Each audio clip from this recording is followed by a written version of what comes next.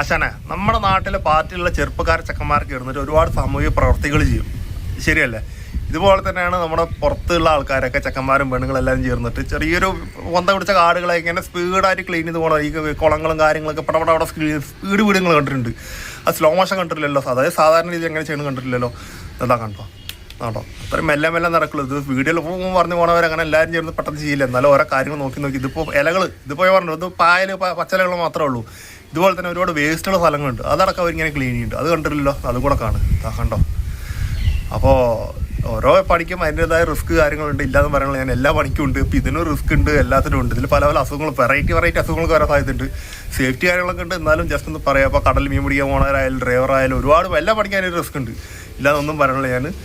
അപ്പോൾ ഇതിൻ്റെ ഒരു എക്സ്പീരിയൻസ് പറഞ്ഞെടുക്കുക. എങ്ങനെ സ്പീഡിൽ വീടുള്ള കണ്ടില്ലല്ലോ, മെല്ലെ കണ്ടില്ലല്ലോ. അതിന് വേണ്ടിയിട്ട് എങ്ങനെ മെല്ലെ ചെയ്ത് എങ്ങനെ ഉണ്ടാവുമെന്ന് ജസ്റ്റ് കാണിച്ചു തന്നെ വേറെ ഒന്നല്ല കേട്ടോ. ഓക്കെ, വീഡിയോ ഇഷ്ടമായിട്ട് സബ്സ്ക്രൈബ് ചെയ്യാം. നമുക്ക് അടുത്ത വീഡിയോയിൽ കാണാം.